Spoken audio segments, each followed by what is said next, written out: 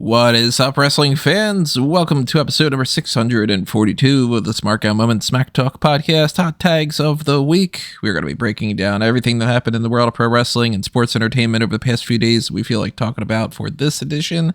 I'm your host, as always, Tony Mango, joined as always by Callum Wiggins. Yes, just me. Just Callum today. Rob is busy doing, I don't know, whatever the hell Rob's doing. We didn't want to wait for him. We have some time schedule stuff to go in there, but Rob sends his regards, I'm sure. And we want to know what you have to say for this episode too, so drop your thoughts in the comment section below.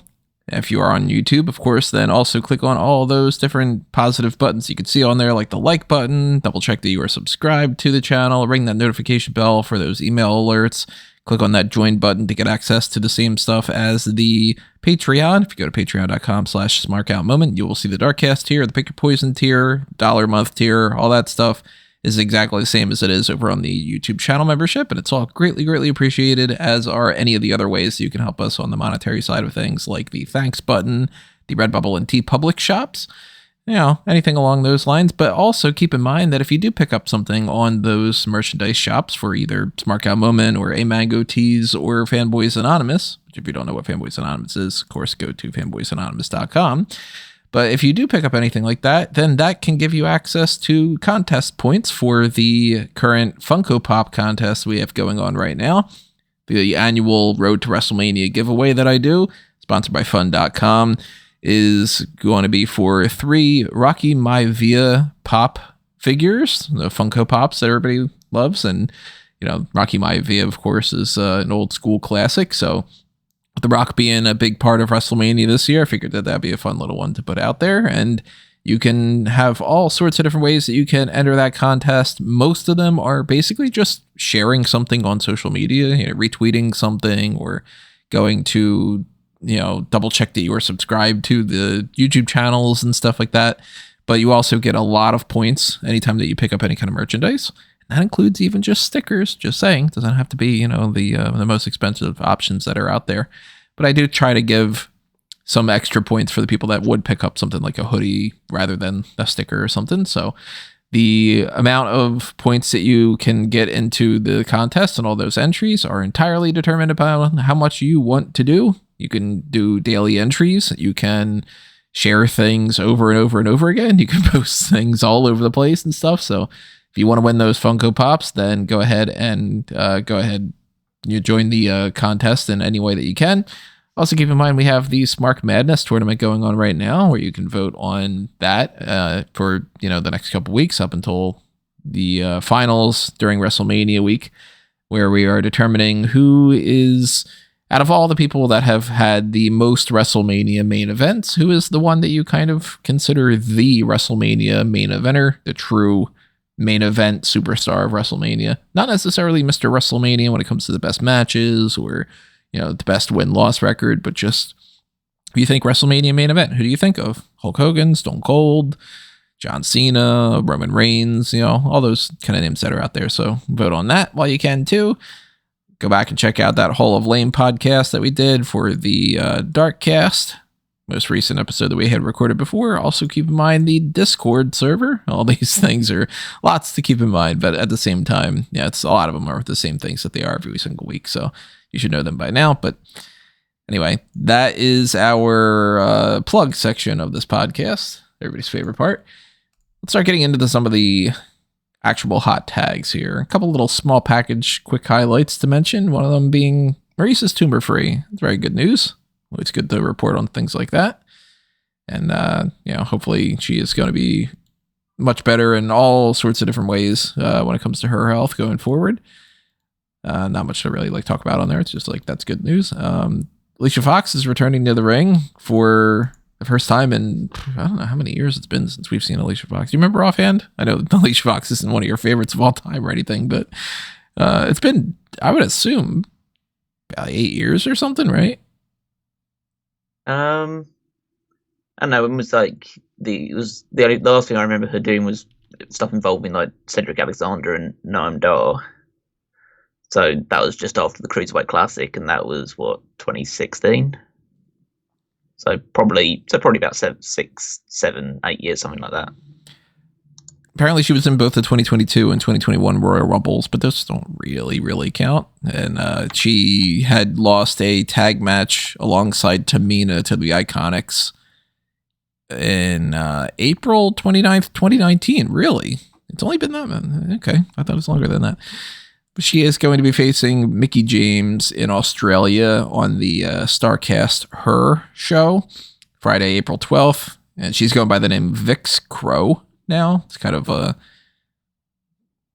kind of mix around of her name, Victoria Crawford. So anybody's in the Ballarat, Victoria, Australia, and you want to check that out, go ahead. Let's see. What else can we toss out that are the quick things? I don't think there's anything else I can think of off the top of my head. So let's just start getting in some of the other hot tags here. New Japan Cup was the thing that happened that I am totally unfamiliar with, but I know that you are. And the winner is Yota Tsuji. Yeah. So finally, they've given one of the young up and coming Reiwa Musketeers something to actually do and win and be excited about. So Yota Tsuji is one of the kind of more newcomers, more fresher faces, but the one they kind of have pushed fairly hard since, out of all the other ones, the one that's been probably most consistently well booked since returning from Excursion. So he was one that was thrusted straight into a title match with Sonada in his first match, singles match back in New Japan after Excursion. And now he's, after a middling performance in the G1 and not get a great result at Wrestle Kingdom, now he's won the New Japan Cup, and that means that he'll get the next opportunity at Tetsuya Naito's World Championship. So, yeah, this is exciting times, especially considering how much New Japan has felt so flat recently, to see like a young guy with plenty of potential, and like he's a very exciting and he has like shades of strong style stuff that you would see from someone like an Ishii, but as the flair of someone like a Nakamura. So I'm excited to see him go against Naito. I don't know whether he's going to win the title, because Naito is still a very big deal and one of the top stars in the company, and so it would be a big statement for Tsuji to win. But I would be excited for it to happen. It would show a real statement of intent that they're getting behind this guy in particular.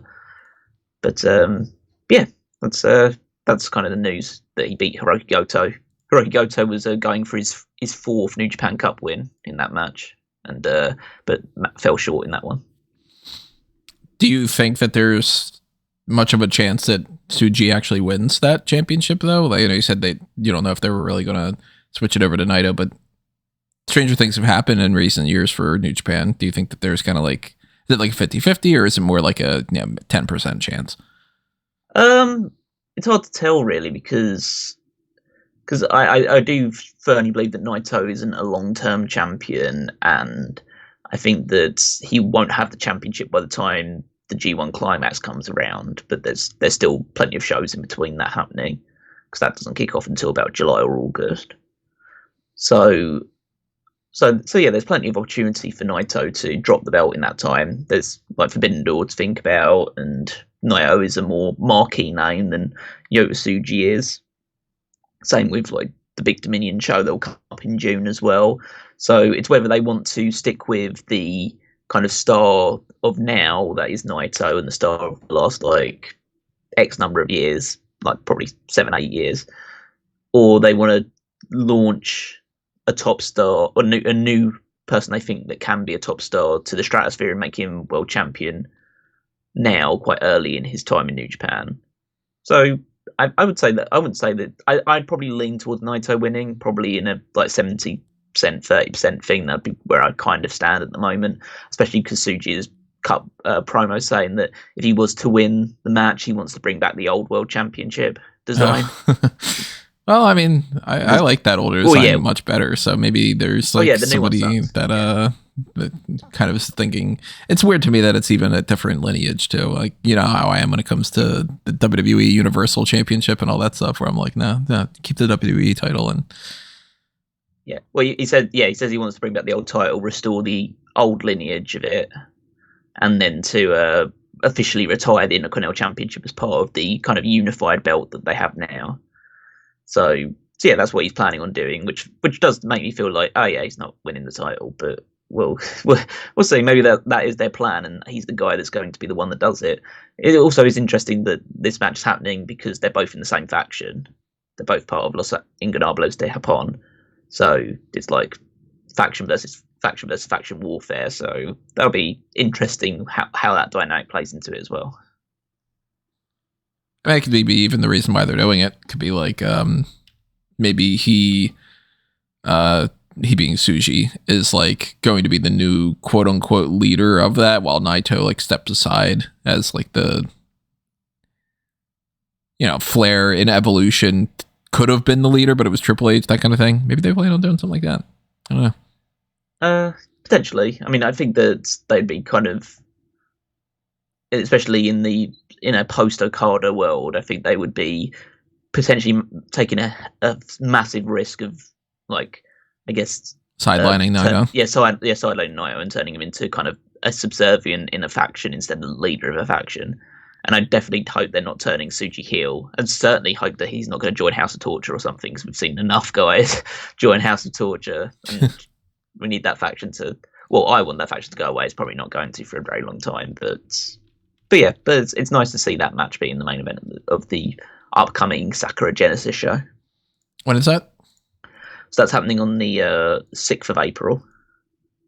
Well, we'll be talking about that in some fashion around then. We obviously are going to have a lot going on that week. So, we'll lump that in with like predictions and stuff for like Supercard and stuff too.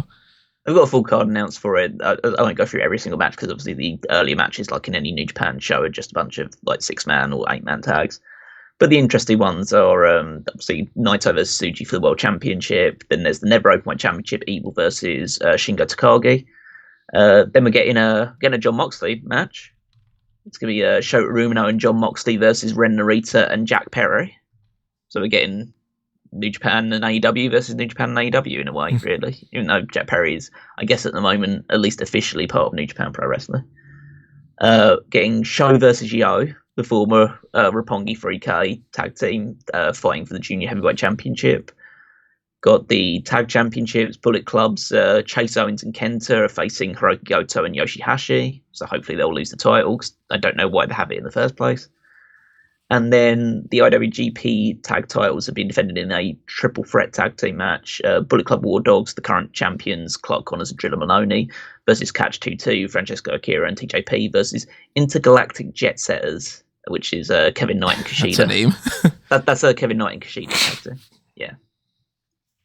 But they're the main matches for the upcoming show. So yeah, we'll keep an eye on that. There'll just be a little bit of a warm up before WrestleMania.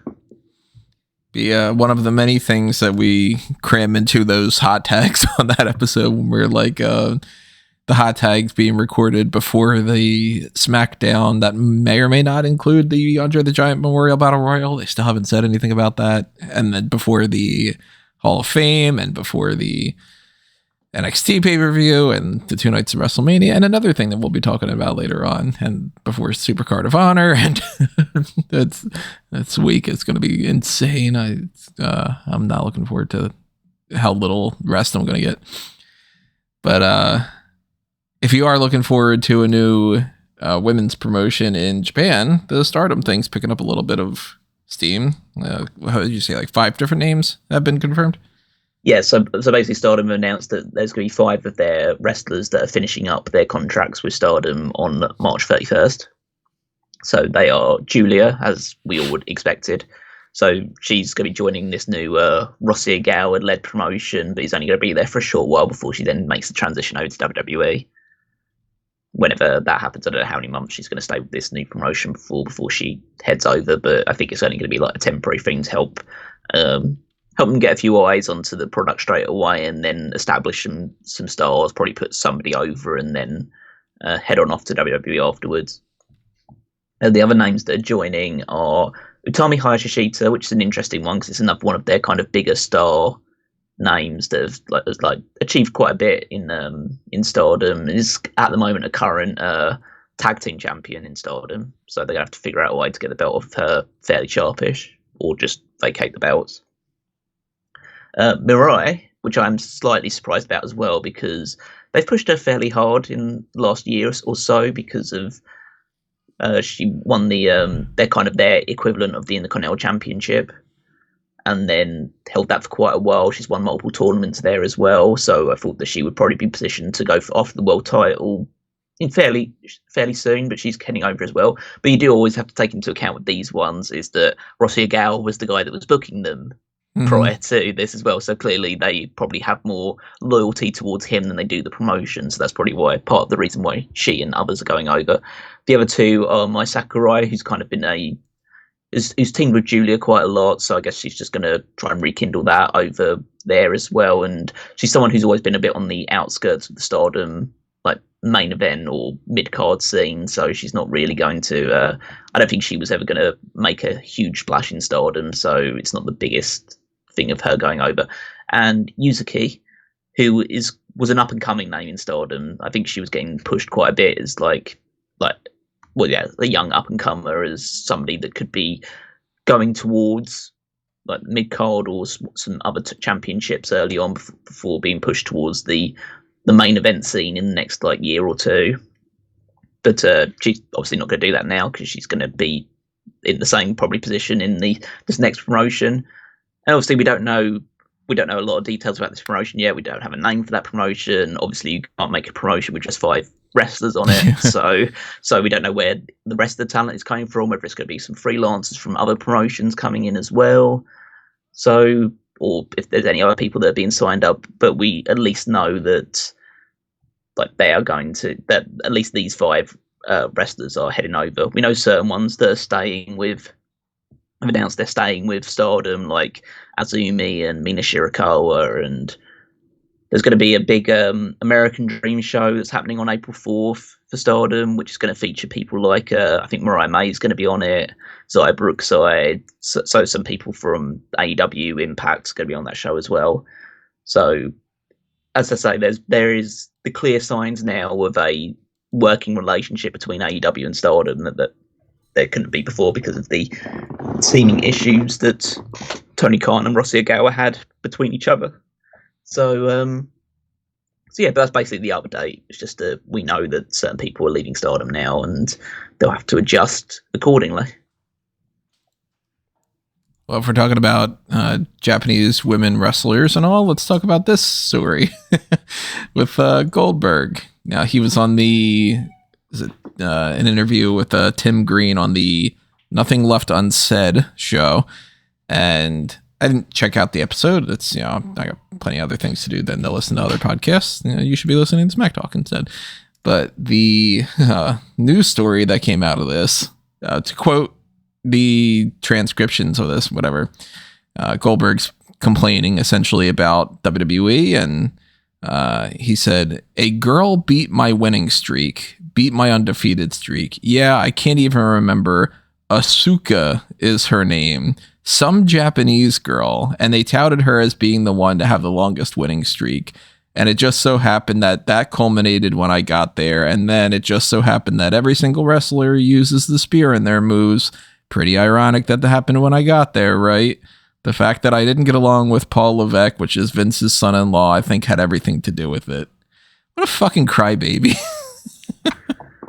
Well, yeah, but as I just add Goldberg to the list of just fuck that guy club. Fuck that guy club. Just the old wrestlers that just shout and scream about stuff that's happening in modern wrestling and think that just because something happened in their era, it can't be either repeated or done better or take elements from that moving forward. It's like, he didn't invent the spear. No, it's just a tackle too. It's not even like it's this like complicated ass move that he created that was like, oh wow, he figured out like how to twist this person in this different way. Or like if he would have created the sharpshooter even, it'd be like, okay, well, he figured out a different submission, give him his flowers, but it's a spear.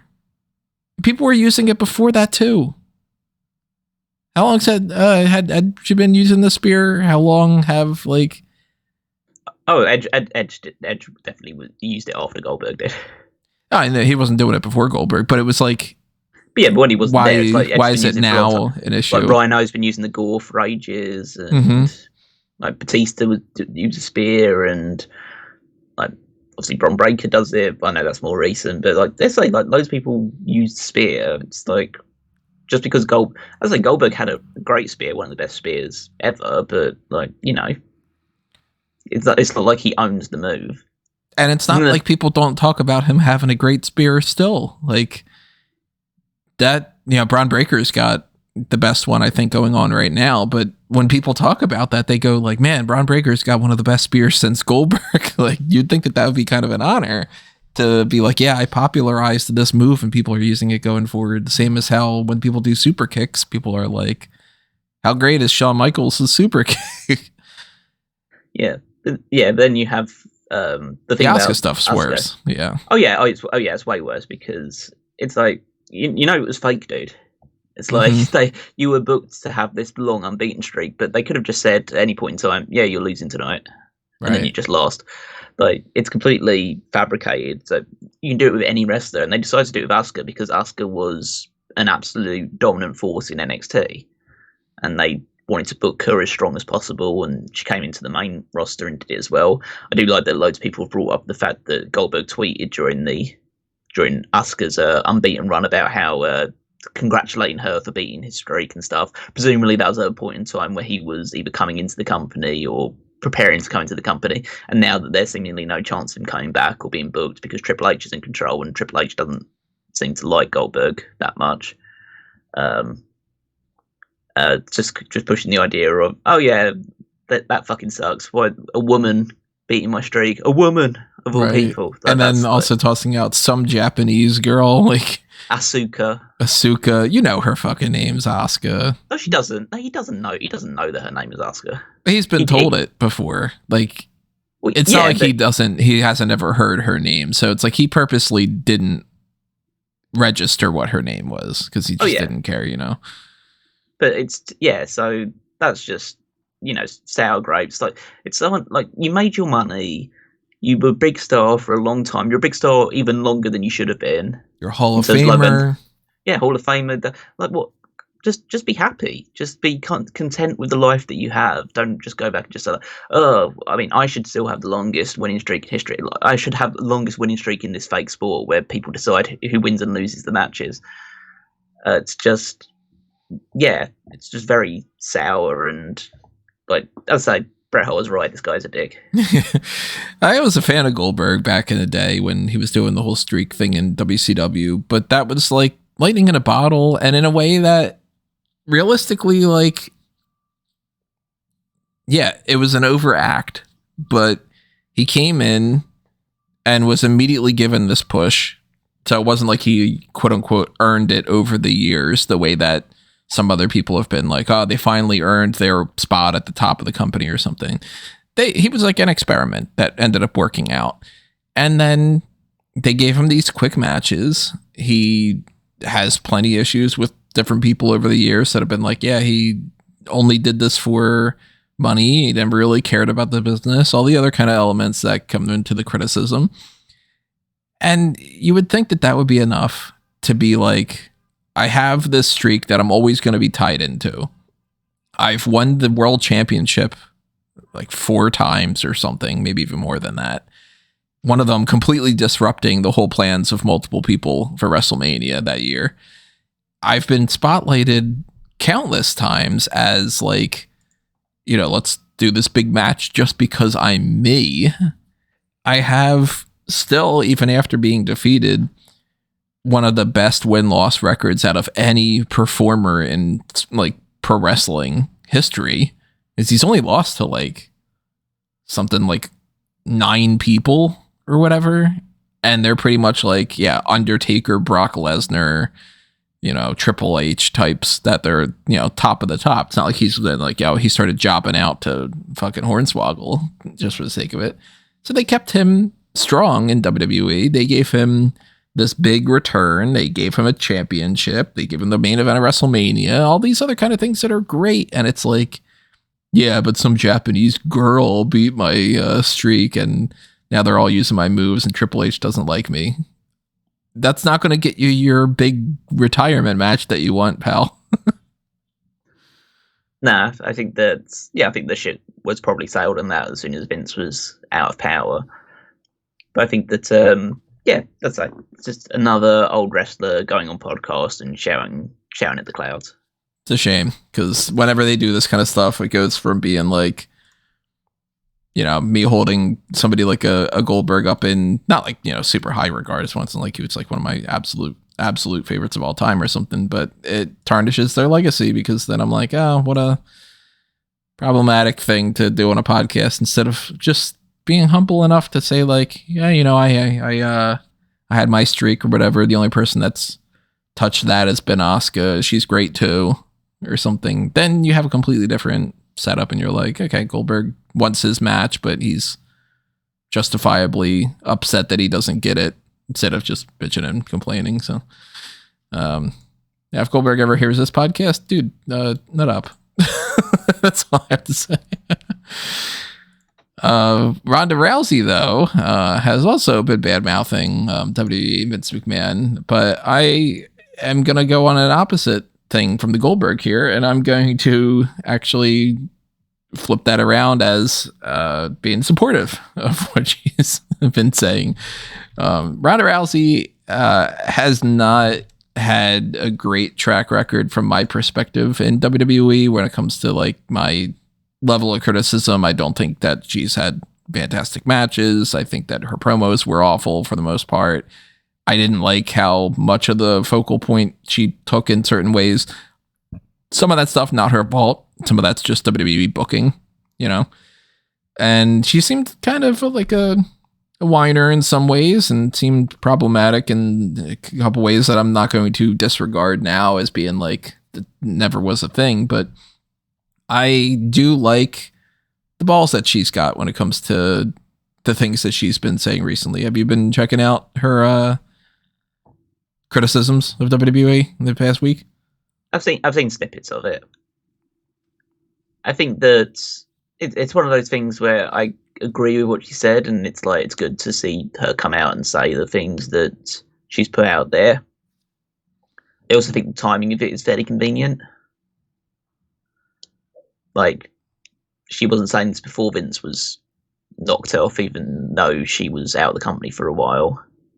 Like, now that it's okay to do that, then she can. Well, I'll say that's okay. It's always okay to say Vince. Yeah, but I mean, like, now that there's less backlash of like. Yeah, I'd say I'm not saying that people shouldn't come forward when they're comfortable to do it. Like, if that was the thing that she needed to like say, okay, now I'll just come out and say all this stuff because it's clear she doesn't want to go back to WWE ever. Yeah, I'd say it's one of those things that even though she said all this stuff, she might still go back to WWE because you never say never in these circumstances.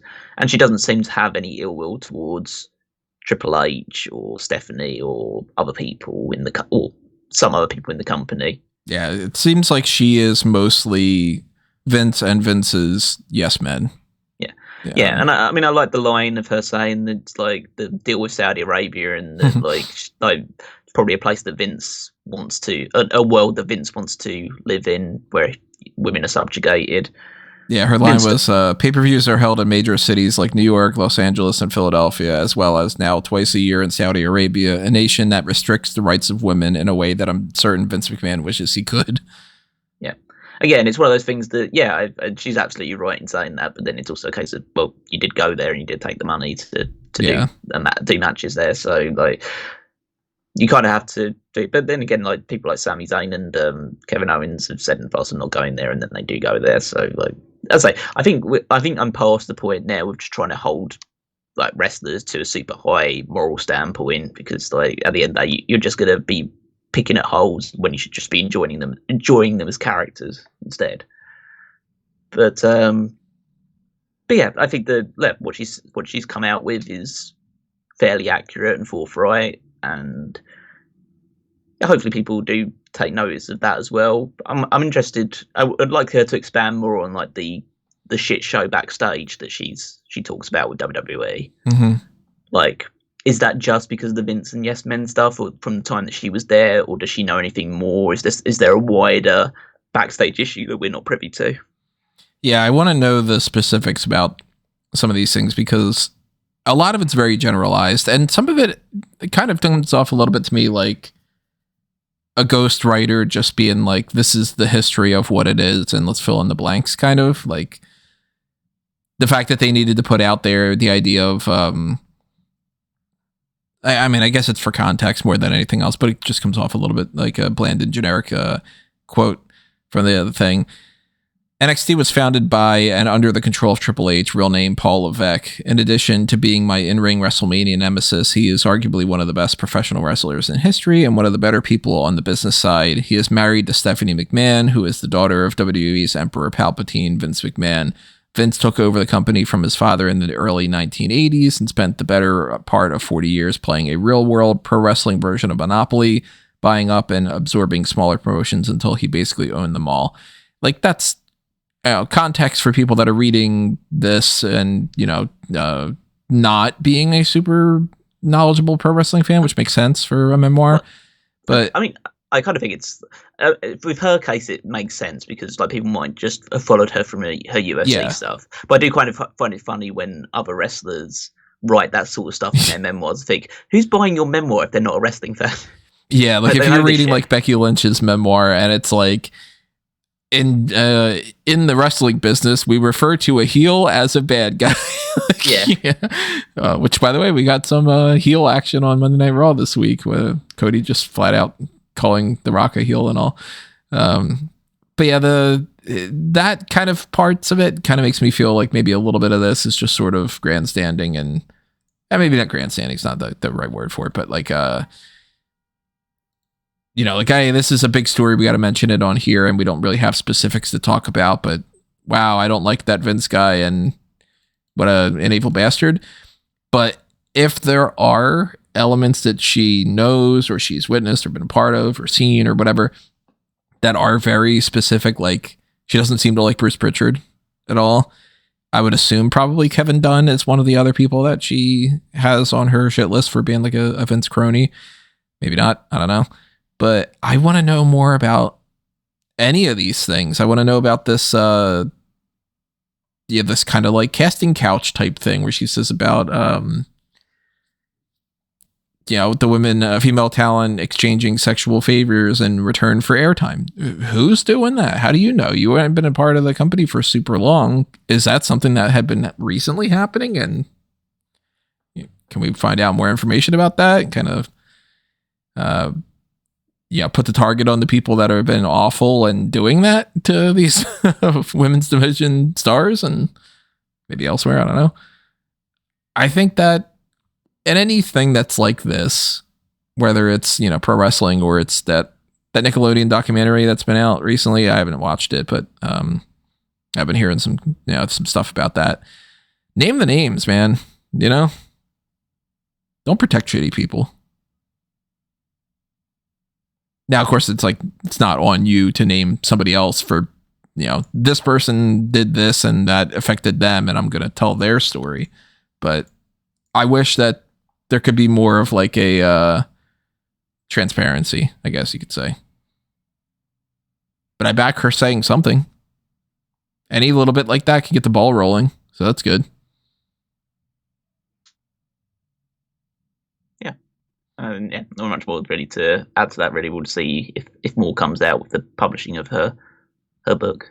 Yeah, which I don't plan on reading, and that's not because of like an anti Ronda Rousey thing, but I don't plan on reading Becky's either. I don't like reading, so that sounds so ridiculous, but it's true. I don't fucking like reading books, so I don't have any interest in checking out that, but I'll check out the stories of like little snippets of what has happened in these, if anybody else posts them and stuff.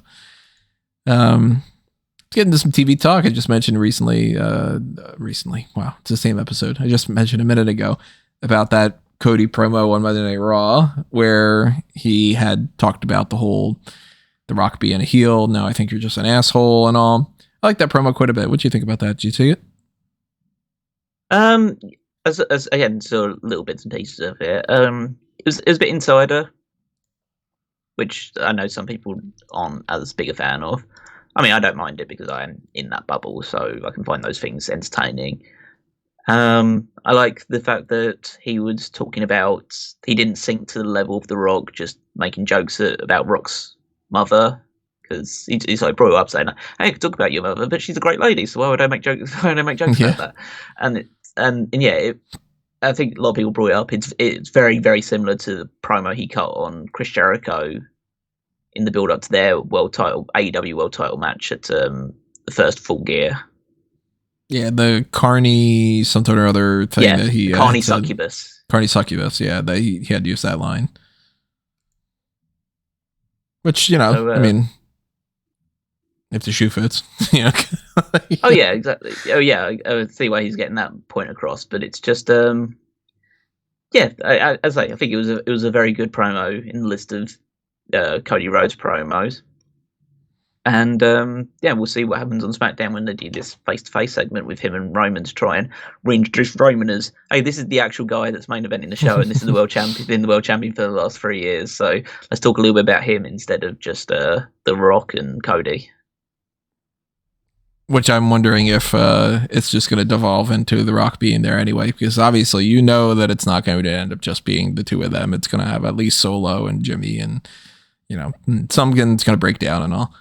But some of the other things that happen on Raw, we got some people moving on in that qualifier setup for the tag team ladder match. So now we know that DIY beat the Creed brothers. We know that the New Day had moved on, and they qualified over Alpha Academy. Awesome Truth beat Into Share.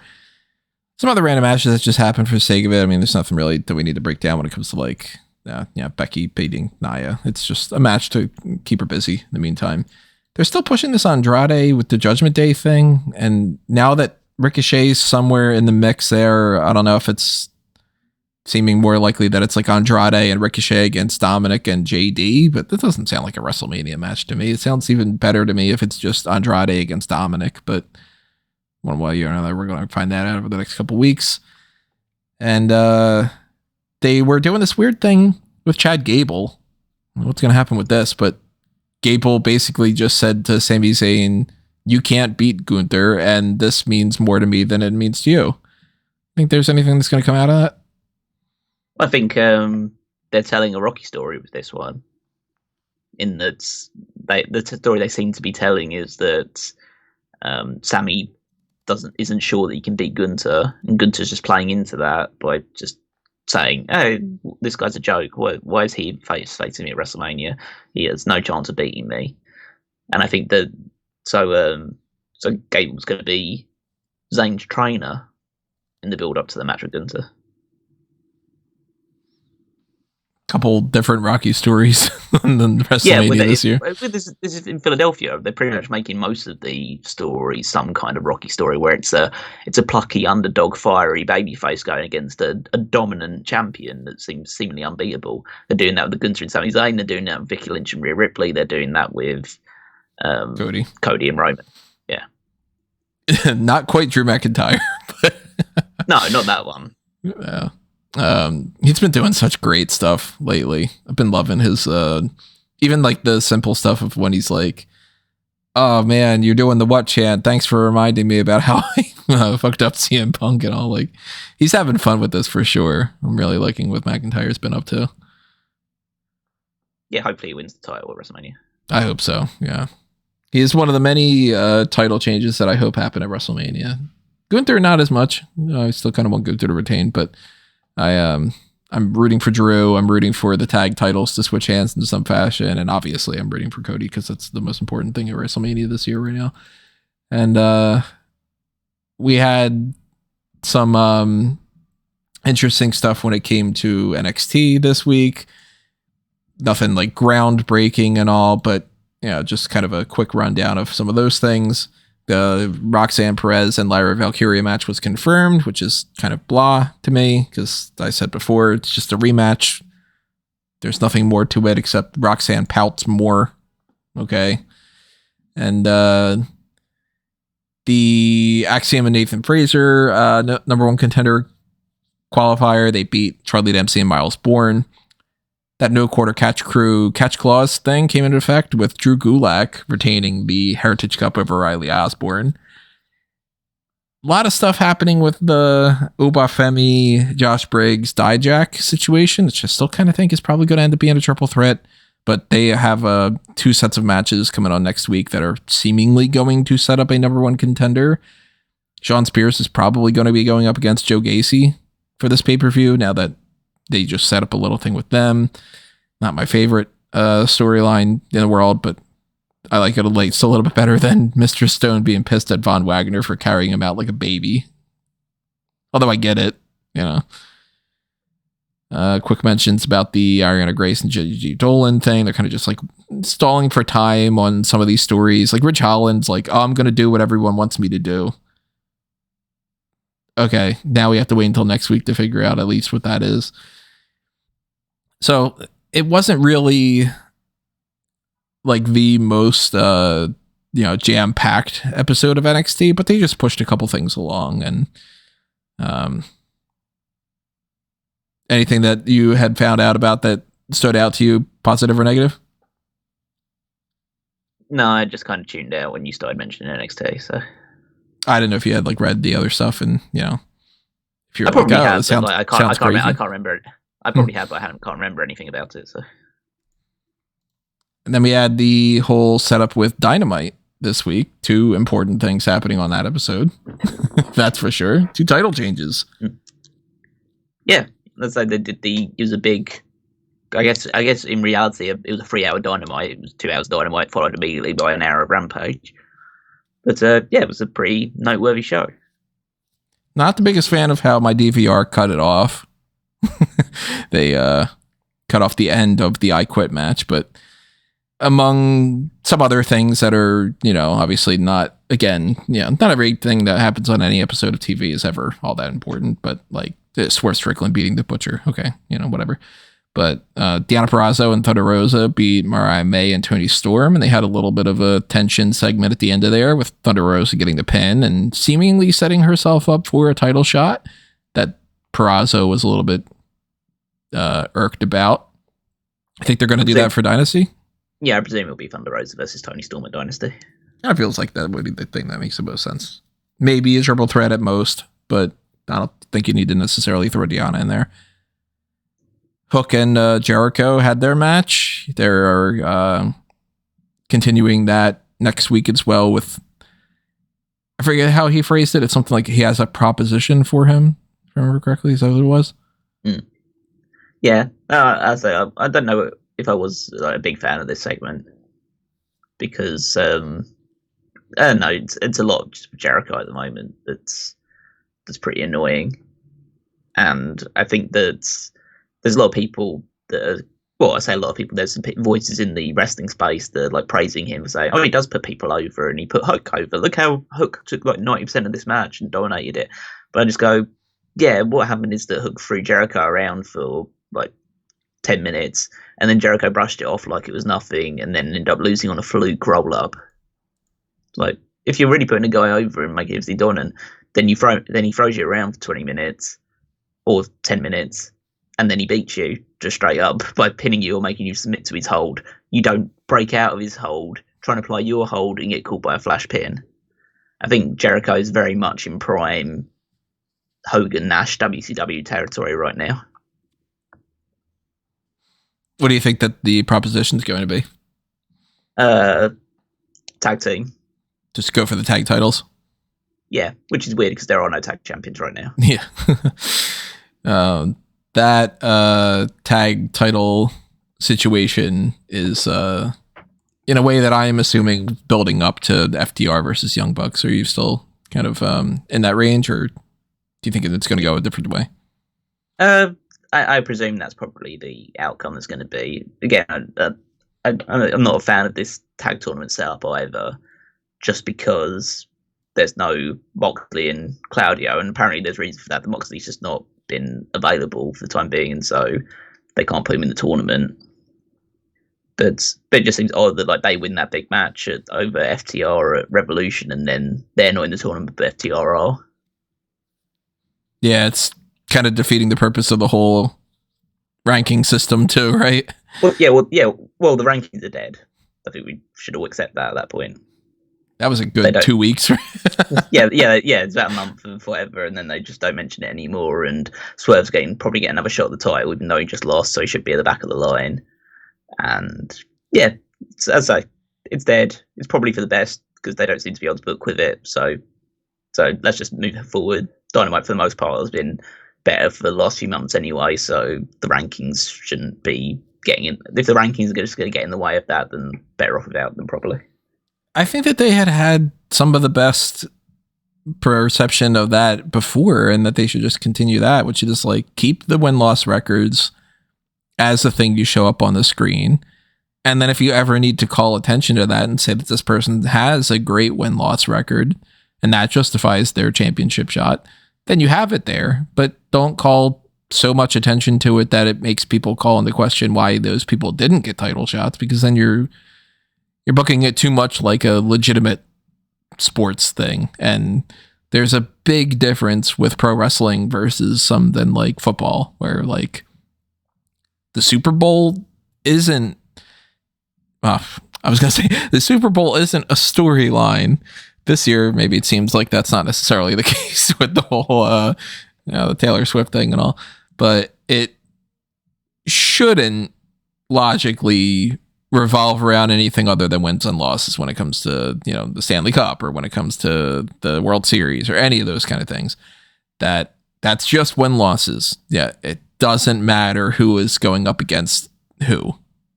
In pro wrestling, you have to tell stories. So keep the win-loss records, ignore the rankings when you don't have that working out. Talk about the rankings when it does work out, and have the best of both worlds.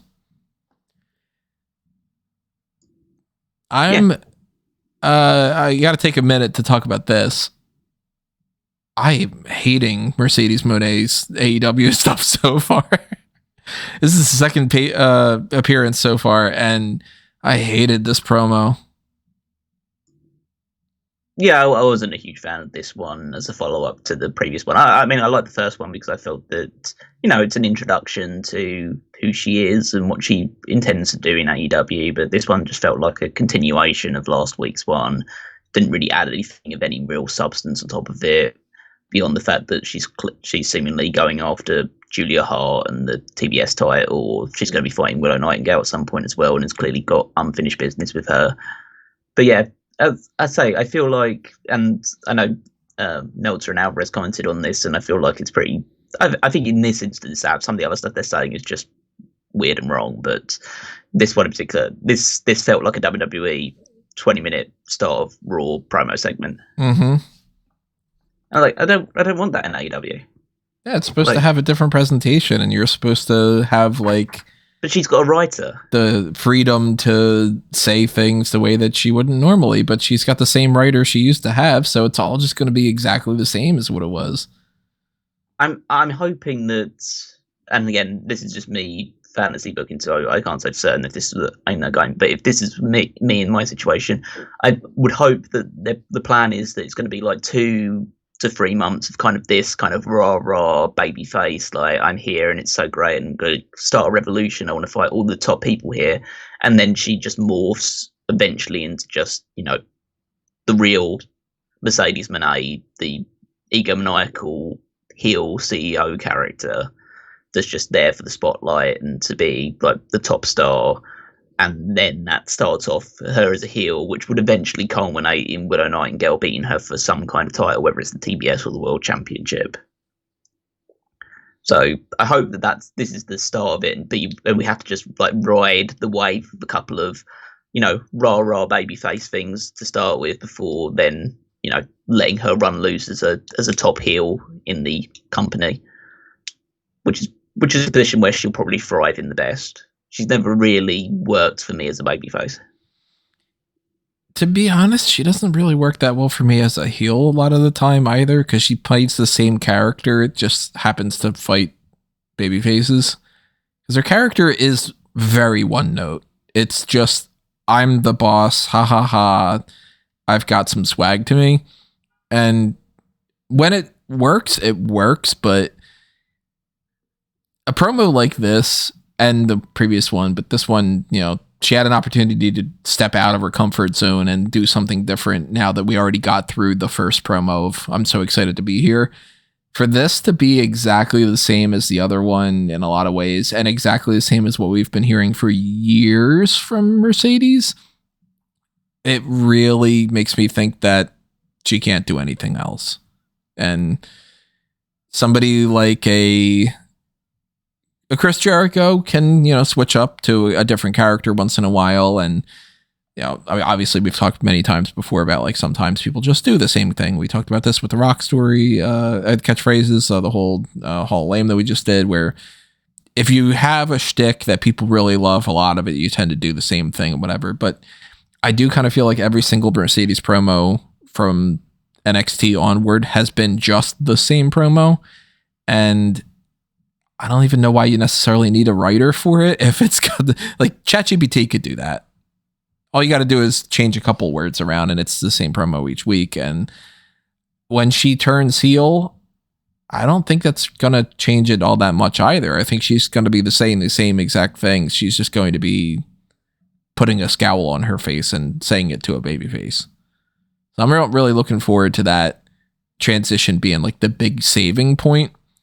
More so, maybe she'll be at least a little bit more comfortable and it won't be as awkward, but I'm not digging this so far. And yeah, the writing's not on the wall in a way where it's like, you wasted all your money and it's not going to be good and all that. But I am kind of already thinking like, not as excited about her. And I got a feeling within like a couple weeks, I'm going to be thinking of her as not saving this division and more so just being the sort of act that we've seen in other companies, whether it's WWE or TNA or whatever, where somebody comes in, they got a lot of potential, and then it's just, you're doing the same. Okay. You switched over to your Dolph Ziggler in TNA now. Like that kind of thing. I think it's the jury's still out. It's still way too early to judge one way or the other. I want to be surprised. I just don't think I'm going to be. I wasn't surprised about the Okada title change, but that's okay because it's not like that's a bad thing. Kazuchika Okada beating Eddie Kingston for the Continental Championship, which means that Continental crown is definitely split up because he does not carry the ROH World title now, and he doesn't hold the strong openweight championship. Mm-hmm. We already talked about that last week or so. Pac is coming out to basically put his foot on there as like, I'm going to be the next challenger, and I fully expect Okada to retain over Pac down the line. Probably at Dynasty, I would assume. Yeah. Okada winning a championship is a good idea though, because he's brought in as a huge deal. So you want to make him seem like a big deal beyond just the reports about what money he's earning, And a great way to do that is to give them a championship and to have him have what I'm assuming is probably going to be a pretty long reign. Yeah, I imagine so. I don't think they've got anyone immediately in mind yet, or like someone immediately ready placed to take the title from him just yet. I assume, well, the hope is, depending on healthiness or whatever, that Omega will be the guy that will take the title off of him at some point. I can see that. They'll definitely do Omega Okada, considering if Kenny becomes available again, it will be Okada versus Omega at some point again. They want to do that match. Yeah, I thought this was a good match. I don't think it was like it hit like a super great match. This one, I think Okada's probably going to have to get used to trying to jam pack his style of wrestling into more 15-20 minute chunks, as opposed to when he had a big match in New Japan, it would typically go 20 to 30 to maybe even 40 minutes long, and you can't do that on weekly television. So I think it's going to be a bit of like an adjustment period, but I think he'll get to it. I think the style that he's working, which is very much like old school heel, mug into the camera, a lot of good facial work, running around ringside for people to chase him, hitting cheap shots. I think that'll just get over really, really well. So yeah, I think it's like a positive start, and making him a champion straight away is a great way of demonstrating like this guy's a big deal, and you should be definitely interested in what he is going forward. And it's not like he's in a position where when you go into like WWE, if you were to go straight onto the main roster and then be like Intercontinental Champion, people will be like, what the hell? Like, why are you already getting a title? Like, Okada's a well-established name, so give him the mid-card, one of the mid-card championships, and then work his way up to winning that world title down the line. It's going to happen, I would assume. I'd probably put out the prediction that maybe Ospreay wins that belt this year, and Okada's the guy to beat Ospreay. That's definitely a very real possibility. I mean, they have a long history with it as well. And Okada's I think Okada's the right person to try and make the Continental Championship like the number 2 title in the company. So we'll see if that is the thing, especially if it ends up with him feuding with Omega over it. And that's definitely, you can't just have that be like a typical mid-card feud. But yeah, it's a good move. And I say maybe a bit like So-So on Mercedes' first start, but Okada's definitely been a big thumbs up since coming into the company. And same probably can be said about Will Ospreay as well, in that had that great match with Takeshita, and then he's just cutting absolutely fantastic promos week in, week out at the moment, and then he's going to face Shibata next week on Dynamite. So assume that'll be another great match for him. Bruv. Lots of bruv signs this week. Yeah. What would you consider? He's super over. Yeah, he really is. What would you consider is the number 2 championship right now? I'd say right now, it'd probably be the. It was very definitively the TNT title for a while. Yeah, well, it had to be because that was the only one for a while. But then when they created the All Atlantic Championship, even then, it was like, okay, but the TNT title's still above that. And then for a little while there, the International Championship was kind of taking over that secondary spot.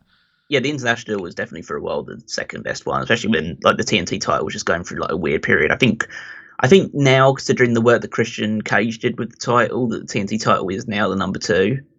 But now that Okada's the champion, that almost immediately elevates this one to being higher up, especially if he continues to have like a pretty long reign with some good defenses against guys like Pac that can really have really great matches with it. This will become like the workman's title for them, So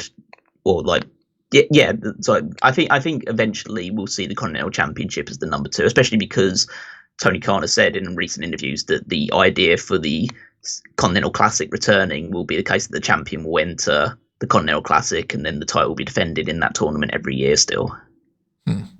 So still not sure if that is an idea that I'm a big fan of, but I think it's a cool idea to have like you're still a champion, you're still defending it throughout the year, but then you're part of this big tournament as well. If you had like other incentives to it about the fact that like you win like a trophy or a big amount of money as part of it as well as like having to defend and retain your championship, I think it's interesting. It's something different. They need to give the current champion something to win, other than just bragging rights of I retained my title. I think that's enough. I mean, yeah, the idea is you win, you retain your championship. Surely, like, it's the idea is, well, this is a tournament that we're going to do every single year. If you're the champion, you've got to be in it. If they say, well, I don't want to be in it, so okay, well, you lose the title and we'll vacate it, and then we'll put it up for whoever wins the tournament. So I'd say that's just the way it's going to be going forward. The Continental Classic is going to be an annual tradition, and the title's going to be involved in it. I think it's I think it's so different, and it'll help make this title stand out as something unique from the other ones. I don't really like the fact that the rule associated with it is the fact that, like, the way people describe it is the rule with the Continental Classic is that there's no outside interference involved. My argument to that being that, well, in every match there should be no outside interference involved. That's just a DQ. But if they reworded it to what I presumed the Continental Classic was about, is that you can't have anyone at ringside. It has to be 1v1, and there can be managers, no valets, nothing. Yeah. And I know the rule they kind of do is like if anyone interferes, they are immediately fired from the company. That's the rule they had from the Continental Classic tournament. So I presume that still follows through. But it's just a case of, well, realistically, why don't you just fire everyone that gets involved in any match? Yeah. That's why I don't like some of those kind of rules. Like the same as I never really liked the idea of the, what is it? The X Division thing where you win the title and then you can option C or something. Yeah. Like I don't like that idea because it's like, well, why wouldn't you always just do that? And then that's why I kind of want at least the Continental Classic to be like, if you are the champion and you retain, you get rewarded with some kind of like, I don't know, a title shot, or you get like a, it could be as simple as just, the old school, you get a big bonus, and we get told that the bonus is pretty substantial or something, but yeah, if they did that, then yeah, that'd be fine. I mean, I'm fine with it either way, but we'll see. I mean, we'll see whether Okada's still holding the title by the time the next Continental Classic comes around, because we know that he's pretty adept at a round robin tournament. So it does strike me, though, based off of Adam Copeland beating Christian Cage for the TNT Championship and the way that things have been happening over the past couple title changes for that and the international and all, kind of makes me seem like they're not gonna be beholden to this. Like, they could switch any of those belts at any times, but I think that they are almost approaching not necessarily point of no return, but a cementing of the TNT title is the storyline title. The Continental Championship is going to be for the opposite of it, where it's like mostly just wrestling matches.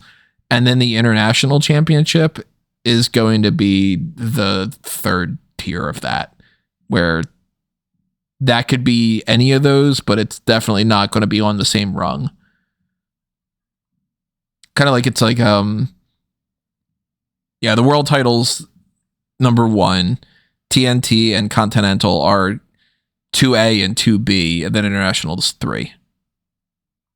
I think that's definitely the position at the moment, but I think that there's going to be some fluidity with all that stuff. It just depends who's holding. It's all what I kind of like about AEW in that regard is that it's all they take the approach of the wrestler holding the title makes the title, rather than the title making the wrestler as much.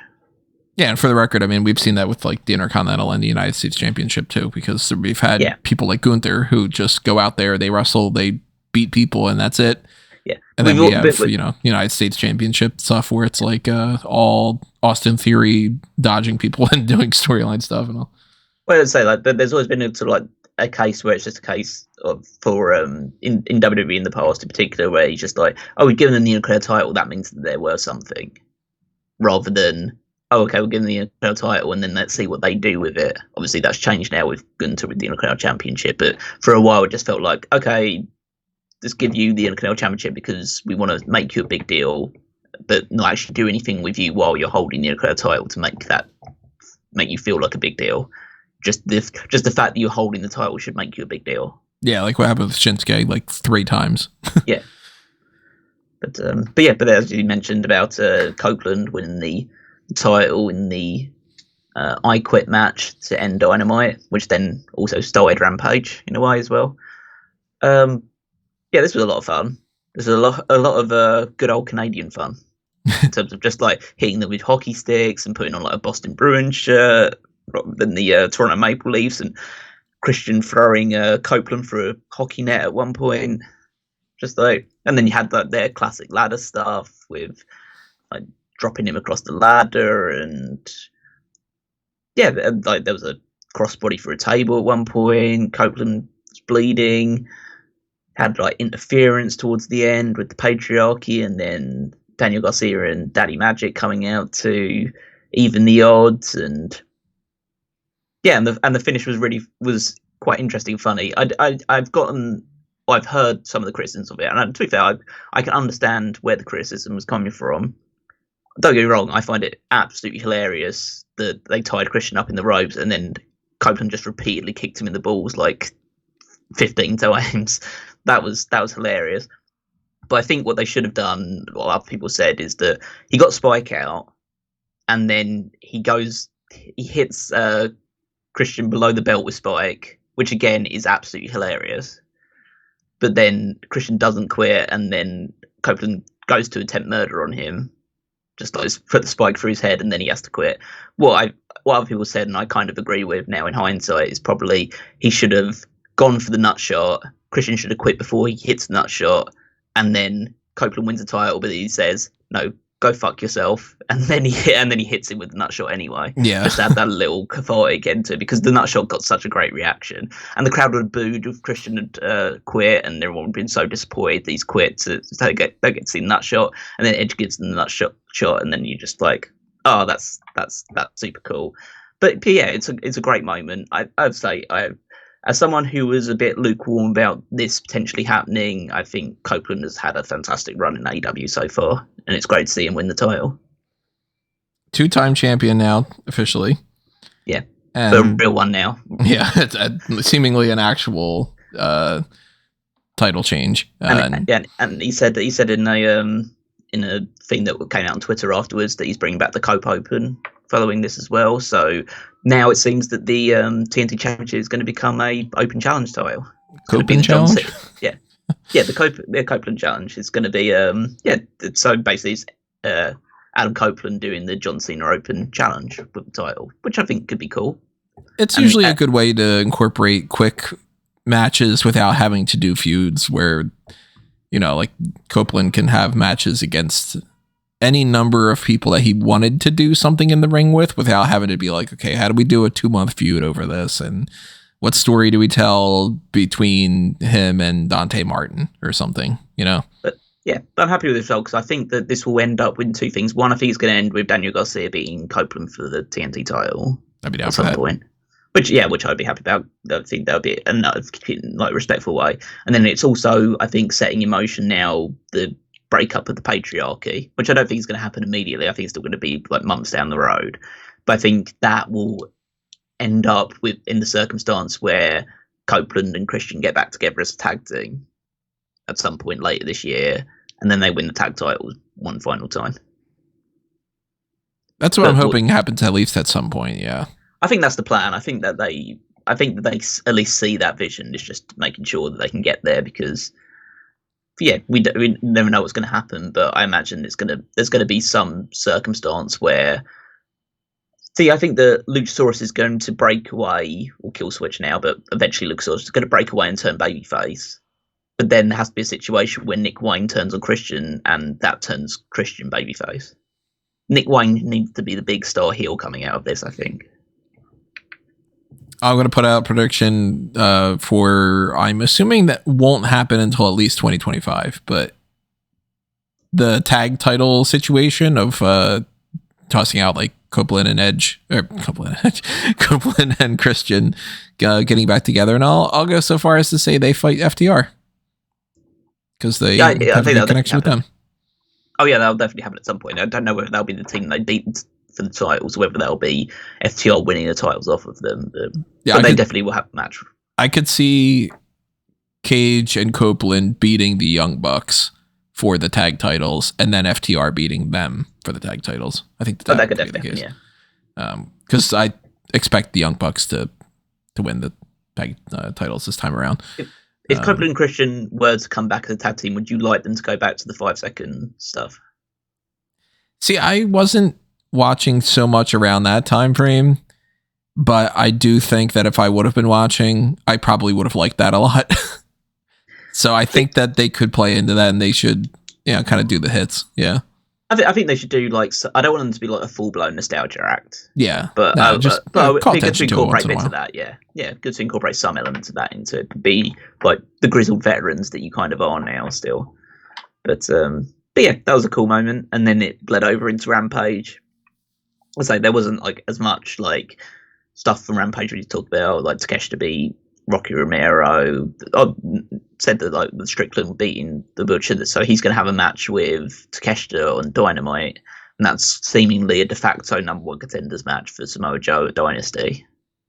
So presumably Strickland will win that, but it should be a fun match.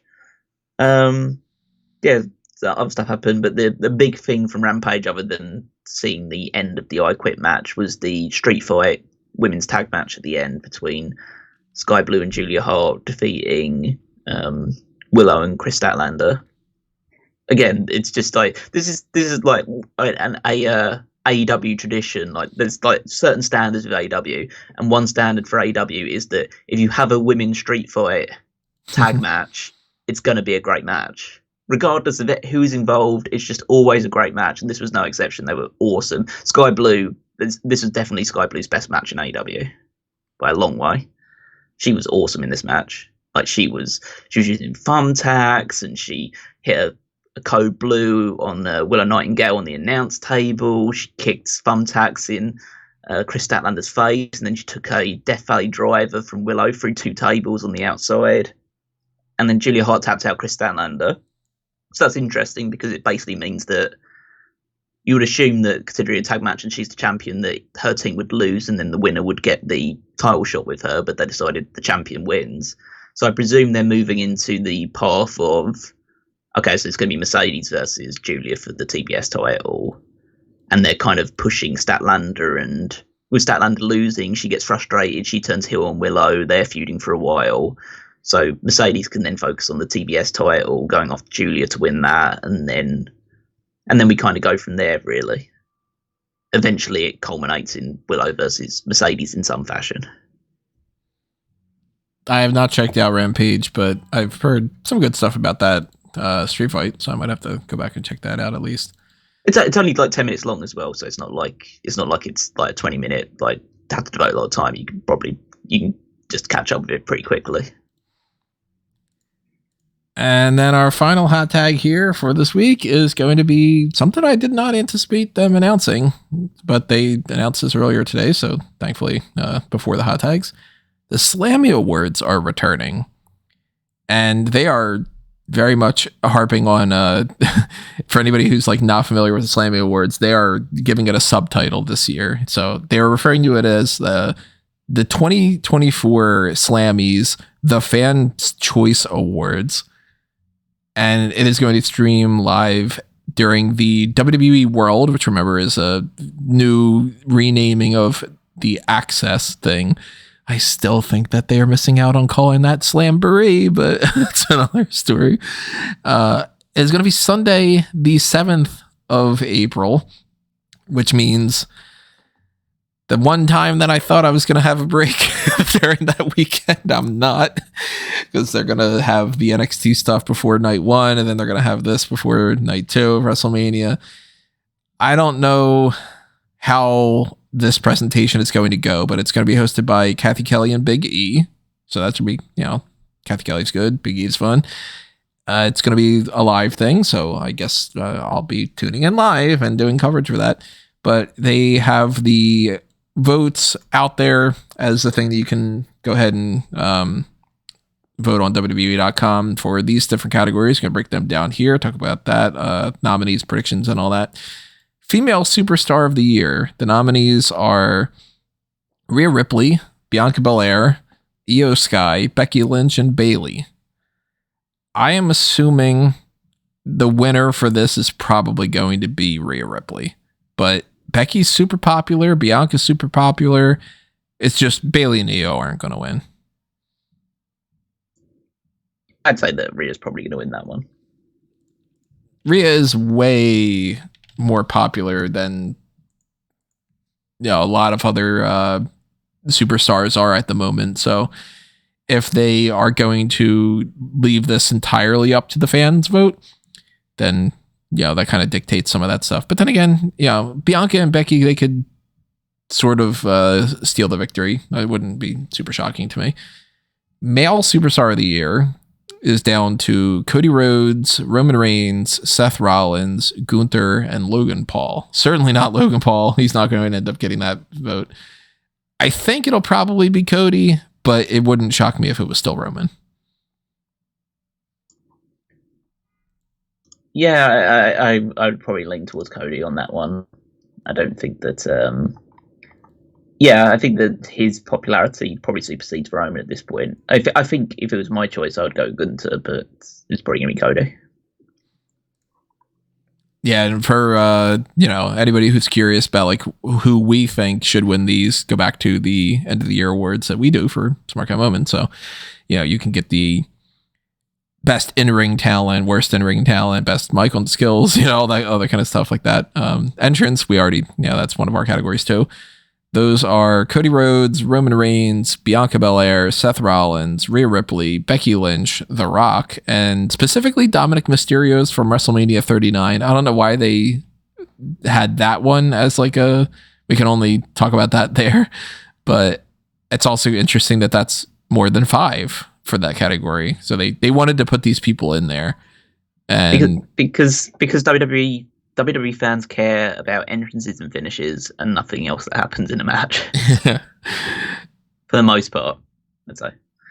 Out of these choices, I mean, they might go with Seth because of the whole crowd interaction thing. He's got a good chance of winning it. But then Cody has the big whoa, shout. Yeah. So whoa shout. It's between those two. And they might think. just vote for. I think that they'll just vote for The Rock because it's The Rock.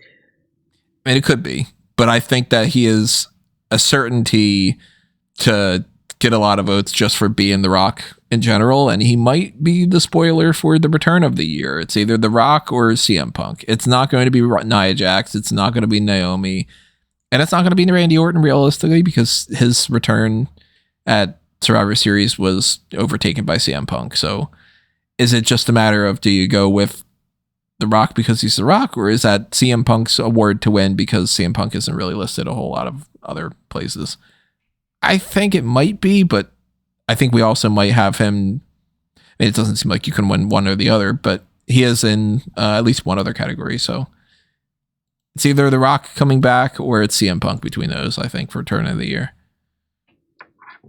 I think people will vote for CM Punk because it was more shocking and was more of a interesting moment of him coming back.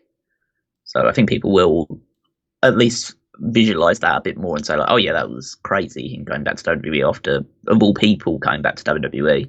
Whereas Rock, it's like, okay, he was part of the board of directors, so it's pretty much an inevitability he was coming back at some point.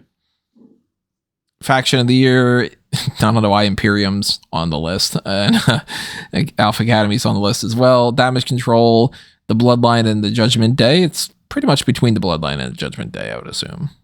And it should be the Judgment Day. It should be, but I think people probably will go with the Bloodline just because it's still regarded as the top faction.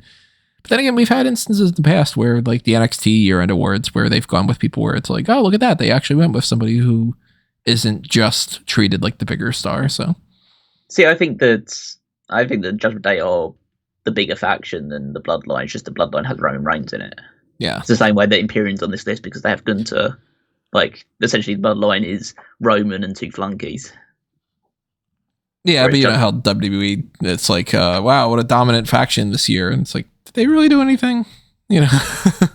Well, they say that about all of them. They even say that about Alpha Academy. Yeah. Rivalry of the year options are Seth Rollins against Drew McIntyre, Dominic Mysterio against Rey Mysterio, which kind of concluded at last year's WrestleMania, so I don't know why that's still continuing. Bianca Belair versus Damage Control, Roman Reigns versus Cody Rhodes, and R-Truth against the Judgment Day. I think it'd be funny if R-Truth and the Judgment Day won, but I'm expecting it to be Roman and Cody. I mean, it should be Cody versus The Rock, really. Yeah. But yeah, I mean, they'll probably go Cody and Roman. This might be one of the ones where the fans decide to just troll vote and it's R-Truth versus Judgment Day. Could be. So I don't think any of the other ones are like so strong that it's definitely going to be one of those ones to win. So they might just. I think there's a good chance that some fans will troll vote this one. I'm surprised it's not Cody Rhodes and Jey Uso against the Bloodline or something like that to throw Jey in there, or even Jey versus Jimmy or something. Yeah. NXT Superstar of the Year, which it's funny that that's a thing when you have the end of the year awards for NXT specifically. This is bullshit, right? This one, right? The options are Carmelo Hayes, Lyra Valkyria, Tiffany Stratton, Braun Breaker, and Ilya Dragunov. So it should be Trick Williams, right? It really should be, because Trick Williams has been the breakout guy of the year that a lot of this has been focused on. Yeah. So it's the fact that he hasn't won the title that's probably holding him back from this one. I'd take Braun Breaker off the list, though, and put him in there. Oh, yeah. I would definitely have Trick Williams in it, and he would then probably win it. But now that we've got these options, my choice is probably Tiffany Stratton to win this one. I know it's not going to be Lyra. It's realistically, it's not going to be her. I could see Dragunov getting this. I could see Hayes getting it. Stratton isn't elsewhere on this list, so maybe that's going to be like all eyes on Tiffany Stratton votes there. I don't think Braun Breaker is going to end up winning this, but I think my vote would probably go out of this group. I'd probably go with Hayes more than Stratton. I could see Stratton winning. I think Stratton has the advantage of being on SmackDown now and being exposed to a bigger audience, and also the audience has already like fully embraced her anyway as a big star. So I think that she's likely to win this one. If it was my choice, I'd go with Dragunov, but yeah. Our 5 match of the year options are the San Juan Street Fight, Bad Bunny against Damian Priest from Backlash of last year, Gunther versus Chad Gable on the September 4th episode of Raw, Roman Reigns versus Sami Zayn at Elimination Chamber, Asuka versus Bianca versus Charlotte at SummerSlam. Kind of surprised about that one. And Charlotte against Rhea from WrestleMania. So some good picks. Yeah, but they're missing some. Well, they're missing the 2 ones that we voted for as our match of the year from WWE last year, which is the Gunther McIntyre Sheamus triple threat match from WrestleMania, and then the Usos versus Sami Zayn and Kevin Owens match from WrestleMania. Pretty surprising, right?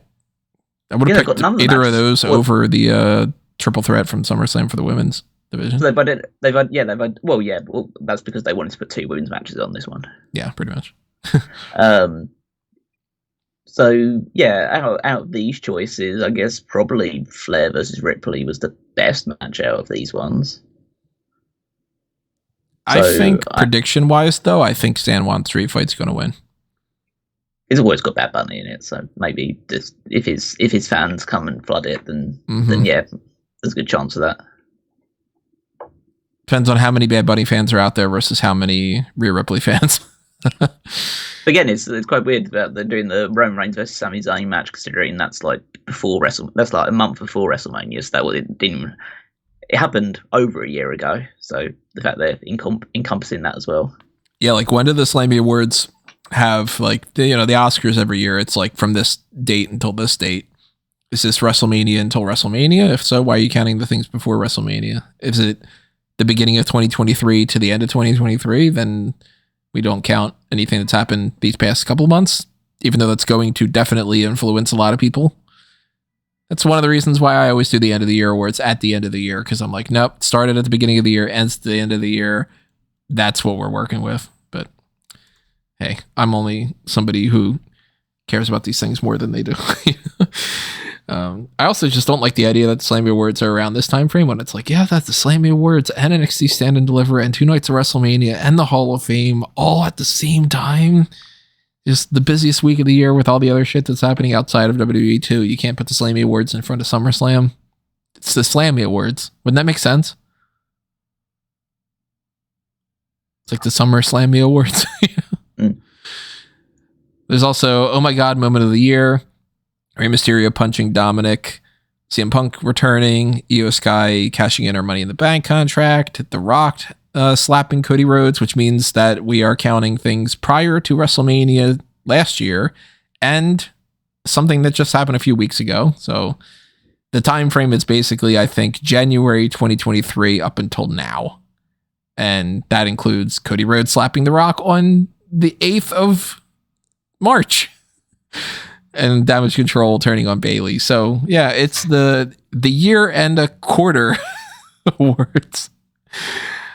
Oh my God, moment of the year I would think would go to CM Punk. Yeah, I'd say that's likely, because the 2 slapping incidents will probably cancel each other out in the voting. Yeah. And then, Rey Mysterio punching Dominic, we're talking a year ago. That's lost its steam at this point. Io cashing Money in the Bank, we've seen it a bunch of times too. So, the social star of the year, Grayson Waller, Logan Paul, Drew McIntyre, Chelsea Green, and Liv Morgan. Is that not just a way to have Liv Morgan stands to win the award for her? Well, we'll see how strong the Liv Morgan stands are. Yeah. Now's your time, everybody. You keep talking, I think Logan's going to win this. Grayson Waller could. I think he's got a chance. Well, no, I think that, essentially this is Social Star of the Year, so they're essentially going to try and utilise their social platforms to get people to vote for this one. And I think that Logan Paul has the biggest reach out of any of them. So he's going to just use his platform to say, hey, vote for me for this. And they'll say, yes, we will vote for you for this. Or maybe they could cancel each other out, the Liv Morgan and Logan Paul ones. Because they'll all be voting for the fact that they do stuff on like Twitter and TikTok, really. Yeah. Like they've seen like some of McIntyre's recent stuff that he's doing, where he does some really funny TikToks where he's just cutting promos on Cody and CM Punk and all that other stuff. Like he's a lot of fun. And Chelsea's got some good stuff too, so I see why she's in there. And then the breakout superstar of the year, Jey Uso, Tiffany Stratton, Pretty Deadly. Kind of surprised about that one. Dragon Lee and LA Knight. One of these things is not like the other. Yeah, Pretty Deadly probably shouldn't be on this one, but maybe they couldn't think of any other breakout superstar to put on it.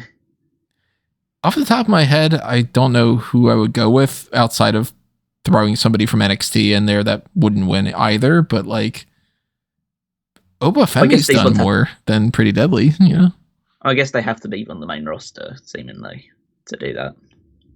Yeah, at this point, yeah. I mean, Stratton and Dragon Lee are, yeah. So I don't know who would necessarily be a breakout star on the main roster at the moment. About these ones, it's Jay or LA Knight, I would assume. Yeah, I'd say it's either Jey Uso or LA Knight on this one. It'd be interesting to see which one of those two wins it. See whether the LA Knight hype has kind of cooled off a little bit, or whether he's still considered a big deal. I mean, he's still was it the number 2 or 3 merchandise mover in WWE right now? So maybe that's an indication that he'll win this one. Yeah. You know, when it comes to breaking this down, of course, we are going to have a loaded weekend, so we won't be able to give it as much attention as I would have normally hoped, but that's why it's, you know, the thumbnail for this episode of the Hot Tags and stuff. So we'll talk about that in some fashion on that post show, I guess. Maybe, I don't know. Maybe we'll wait and talk about that in the Hot Tags after WrestleMania or something. But you have your options. You've got your nominees, so go vote on that. Obviously, also go vote on the Smark Madness tournament that's happening right now on smarkatmoment.com. Reminder again, check out that Funko Pop contest that we have for that Rocky Maivia Funko Pop. 3 of them, 3 winners going to be chosen for that.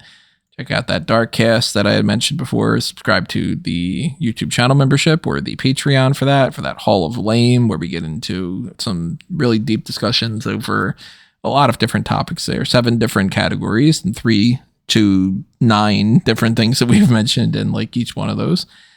There's the Discord server that I mentioned prior to this before.